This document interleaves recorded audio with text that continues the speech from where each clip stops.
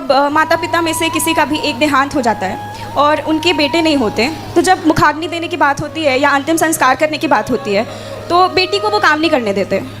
बेटी का बेटा कर सकता है, बेटी का बेटा दादी नानी और नाना का सब कार्य कर सकता है, वह पुत्रवत ही होता है। और अगर उस वक्त बेटी विवाहित ना हो तो फिर बड़ा भाई हो, आपके बड़े पिताजी हों, चाचा हों, वो कर सकते हैं। तो इस मामले में बेटियों को ये अधिकार क्यों नहीं दिया गया? नहीं, अधिकार है, ऐसा है ना बेटा। आप बताओ, स्त्रियों का हृदय कठोर होता है कि कोमल? बहुत कोमल होता है। हाँ, तो आपका हृदय कोमल है। आप अपने बाप को जलता हुआ कैसे देखोगे? चिता पे जब आप जाओगे शमशान, वहाँ आपका बाप जल रहा होगा।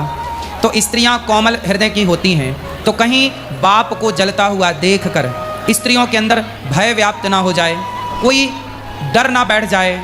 क्योंकि जब आप जलता हुआ देखेंगे तो कई रात कई दिनों तक आपको वही दृश्य दिखाई पड़ता रहेगा। कहीं आप उससे भयभीत ना हो जाए, डर ना जाए, आपके अंदर कोई डर ना बैठ जाए। इसलिए आपको इस डर से बचाने के लिए ये परंपरा बनाई कि स्त्री कोमल है, उसे शमशान नहीं जाना चाहिए। पर आजकल जाते हैं, आजकल बेटियां अपने बाप को आग दे रही हैं, क्योंकि स्त्रियों ने अब अपना हृदय कोमल से थोड़ा कठोर कर ही लिया है जी। तो बस अब कठोरता आ गई है तो अब जा रही हैं। यदि आपके अंदर भी कठोरता है तो जाइए, कोमलता है तो देख लीजिए। पुराने लोगों ने रोका, हर चीज़ का एक विज्ञान है। कोमल को कोमल रहने दो, कठोर को कठोर रहने दो। एक माँ अपने बेटे को जलता कैसे देखेगी? एक बेटी अपने बाप को जलता कैसे देखेगी? एक पत्नी अपने पति को जलता कैसे देखेगी? है ना? पुरुष तो कठोर होता ही है। ये काम इसलिए पुरुष को सौंपे गए कि ये काम तुम करो।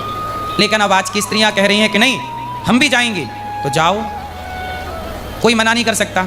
लेकिन जो परंपराएं हैं वो कुछ सोच करके बनाई गई हैं। लेकिन आजकल वो परंपरा की मर्यादा कोई रखना ही नहीं चाहता। सब ये कहते हैं कि हमारा भी तो अधिकार है, हम भी तो जा सकते हैं। तो जा सकते हैं, कोई रोक थोड़ी सकता है।